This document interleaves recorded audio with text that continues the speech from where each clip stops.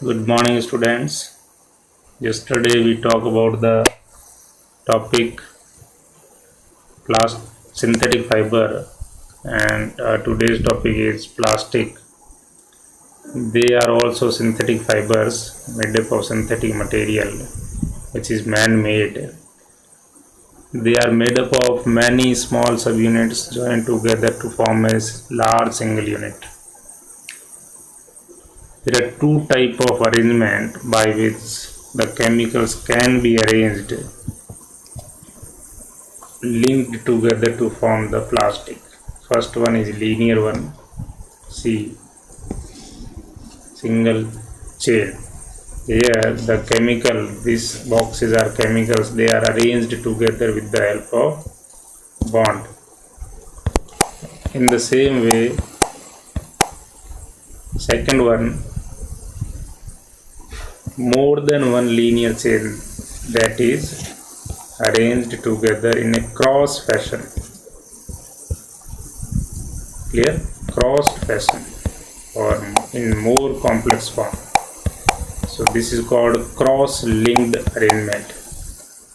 अगर मैं यहाँ पे एक और केमिकल बनाऊँ तो ये देखिए आप लोग, ये इस तरह से क्रॉस लिंक्ड अरेंजमेंट बन जाएगा और कॉम्प्लेक्स फॉर्मेशन बन जाएगी. जितना ज़्यादा कॉम्प्लेक्स होगा केमिकल या प्लास्टिक उतना ही मजबूत बनेगा. Plastic can be molded into different shapes, thin wires, different colors, and can be recycled. So you can see different type of plastic bottles, buckets, toys, shoes, polythene, table and chair. They are also prepared from the plastics.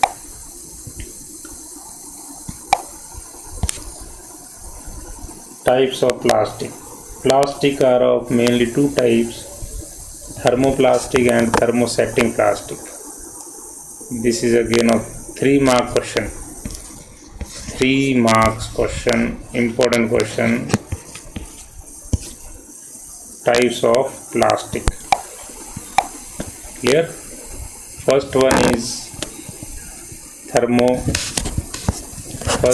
thermoplastic, which the plastic which can bend easily and soften on heating, जो गर्म करने से आसानी से melt हो जाए, band हो जाए और सॉफ्ट हो जाए, उस तरह के प्लास्टिक को थर्मोप्लास्टिक कहते हैं. एग्जाम्पल है इसका पॉलीथीन, जो पॉलीथीन के बैग हम लोग यूज़ करते हैं. पीवीसी, पॉली विनाइल क्लोराइड, जिससे पाइप वगैरह बनते हैं, पानी लगाने के पाइप, घर में जो कनेक्शन करते हैं वो, लाइट लगाते हैं उसमें वायर जो जिसमें पाइप में डालते हैं वो, ये सारे के सारे पॉलीविनाइल क्लोराइड होती है. Polythene is using make toys, com, containers etcetera. Clear? PVC is used for making pipes, shoes, footwear, etc. So this is all about the thermoplastic. ध्यान रखना है, 2 तरह के एग्जाम्पल दिए हुए हैं, पॉलीथीन एंड PVC. दूसरा थर्मोसेटिंग प्लास्टिक, ये जस्ट उसका अपोजिट है. Thermoplastic which can bend easily on heating. Heat term का यूज करना ज़रूरी है. हीट का मतलब है गर्म करने से क्या होता है. तो यहाँ वहाँ पे थर्मोप्लास्टिक में गर्म करने से बैंड और सॉफ्ट हो रहा था, यहाँ पे ये ऐसा नहीं करेगा. तो ऐसे प्लास्टिक जो हीट करने पे बैंड या फिर सॉफ्ट नहीं होते हैं वो कहलाते हैं thermosetting plastic.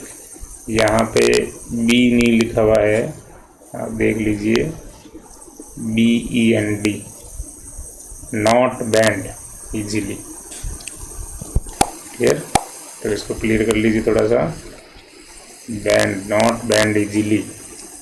Example of this type is bakelite and melamine. Bakelite and melamine are the 2 example of this one. Bakelite is poor conductor of heat and electricity. It is used for making electrical switches, handles of electric iron, pressure cooker, frying pan. Bakelite से आप लोग example देख सकते हैं नीचे की तरफ। ये जो हैंडल जितने भी बने हुए हैं ये सारे के सारे बेकेलाइट से बने रहते हैं, क्योंकि पुअर कंडक्टर है ये हीट और इलेक्ट्रिसिटी का। इसके अंदर से हीट और इलेक्ट्रिसिटी नहीं जा सकती है। So it is poor conductor of heat and electricity, bakelite. Second is melamine. It is resistance to fire and most resistant to heat other than the plastic. अब ये इसका जस्ट ऊपर ये रेजिस्टेंस है पूरी तरह से, यानी इसके अगेंस्ट में काम करता है हीट के और फायर के। तो जब अगेंस्ट में काम कर सकता है तो इससे क्या बन सकते हैं, फायरमैन का सूट बन सकता है। आग कुछ नहीं कर सकती। गरम चीज़ें, कप, चाय, खाना वगैरह हम लोग गरम चीज़ें डालते हैं तो इनके ऊपर कोई असर नहीं पड़ता है ना। टाइल्स वगैरह जितनी भी है, किचन में जितना सामान है, गरम चीज़ें वगैरह जो बनाते हैं उसका इसके ऊपर कोई असर नहीं पड़ता। तो this is thermosetting plastic. Thermo का मतलब है, थर्मो का मतलब है हीट।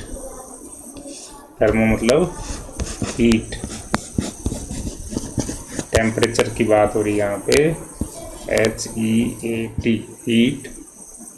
एंड सेटिंग मीन्स जो बैंड नहीं होता है वो, that is thermosetting plastic. Plastic as a material of choice. अब ये सारी प्रॉपर्टीज़ होने की वजह से प्लास्टिक जो है चॉइस बन गया सभी की। जैसे सिंथेटिक फाइबर सबकी चॉइस थे, वैसे ये भी चॉइस बन गया। क्यों? क्योंकि ये light, strong, durable and cheaper है मेटल से। क्लियर? सस्ता है, सुंदर है, टिकाऊ है मेटल से, इसलिए लोग इसको यूज़ करना चाहते हैं। They are used for making furniture, part of vehicle, aircraft, spacecraft etcetera. ये देखिए यहाँ पे जितने भी पिक्चर दी हुई है इन सब में इसका यूज़ होता है। फिर किसी के साथ ये रिएक्ट नहीं करता है, एयर के साथ, वाटर के साथ, किसी के साथ रिएक्ट नहीं करता है, जंग भी नहीं लगता है। मेटल में जंग लग जाता है। So use for strong many kind of material as chemicals. Laboratory में आपने देखा होगा इस तरह से केमिकल भी रखे रहते हैं इसके अंदर। Poor conductor of heat and electricity ये है, इसलिए अभी हमने पढ़ा पीछे, इसलिए इनको इलेक्ट्रिक स्विचेज़ में, एयर इट इज़ वायर्स में, इलेक्ट्रिक अप्लाइंसेस में, सब में यूज़ किया जाता है। सो इसलिए हम लोग इसको यूज़ करते हैं। अब तो यूज़ करते हैं, दिक्कत क्या है? दिक्कत ये है कि ये इन्वायरमेंट फ्रेंडली नहीं है। इन्वायरमेंट फ्रेंडली क्यों नहीं है? इसके लिए हमें पहले एक चीज़ समझनी पड़ेगी, biodegradable and non biodegradable. Bio means होता है लिविंग, यानी माइक्रो ऑर्गेनिज्म, जो यहाँ लिखा हुआ है नीचे की तरफ, माइक्रो ऑर्गेनिज्म। बायो का मतलब ये होता है, बैक्टीरिया, फंगस, ये माइक्रो ऑर्गेनिजम्स है। पिछले चैप्टर में हमने पढ़ा हुआ है। डिग्रेडेमिज्म मतलब है डिकम्पोज, ख़त्म कर देना। यानी बायोडिग्रेडेबल मटेरियल वो है जो डिकम्पोज हो जाए माइक्रो ऑर्गेनिज्म से आसानी से, उनको बायोडिग्रेडेबल मटेरियल कहते हैं। For example would, paper, leather etcetera. ये सॉइल में अगर पड़े रहते हैं तो आराम से ये थोड़े दिनों में ख़त्म हो जाते हैं। दूसरे हैं नॉन बायोडिग्रेडेबल। नॉन का मतलब जो ऐसा नहीं करते, can not be biodegrade, decompose with the help of micro organism, जैसे प्लास्टिक, ग्लास, मेटल एक्सेट्रा। तो सबसे पहला ही नाम क्या है? प्लास्टिक। सबसे खतरनाक है ये, क्योंकि ये बहुत सालों तक डिकम्पोज नहीं होता है। धरती के अंदर, ऊपर, कहीं पे भी पड़ा हो, नालियों में फंस जाए, गाय के पेट में चले जाए, भैंस के पेट में चले जाए, बकरी खा ले, उनके पेट में ही फंसा रहता पॉलीथीन, तो उनसे उसकी डेथ भी हो जाती है। इसलिए इन्वायरमेंट फ्रेंडली नहीं है। ये पॉल्यूशन कॉज करता है, वाटर और सॉइल में मिक्स हो जाए तो अगर इसको जला दें तो ये पॉइजनस गैस रिलीज करता है, पॉल्यूशन ऑफ एयर करता है। And all these way it is not useful for human being और एनवायरनमेंट। डायरेक्टली और indirectly it is not useful for environment, लेकिन हम इसको यूज़ करते हैं। तो क्या किया जाए कि इसका यूज़ कम किया जाए? ये किया जाए कि हम लोग अवॉइड करें ज़्यादा से ज़्यादा इसको, जितना हो सके। हम लोग घर के बने हुए जूट और कॉटन के जो बैग हैं उनका यूज़ करें। शॉपिंग जाते हुए सामान लाने जब भी जाते हैं हम लोग उसका यूज़ करें। क्लियर? हम लोग नहीं लेके जाते हैं तो दुकान वाला हमें क्या देता है, प्लास्टिक की थैली में सामान दे देता है, फिर हम लोग उसको फेंक देते हैं, तो इन्वायरमेंट में चली जाती है, पॉल्यूशन कॉज करती है। अगर जैसे राजस्थान में पॉलीथीन की बैग बैन है पूरी तरह से कानूनी तौर पे, लेकिन हम लोग नहीं मान रहे तो दुकानदार भी नहीं मान रहे, वो हमें देते हैं। हम मांग करते हैं तभी देते हैं। हम लोग अगर बैग लेके जाएंगे साथ में तो ऐसा नहीं होगा। Biodegradable and non biodegradable waste जो है उसको अलग अलग कलेक्ट करें।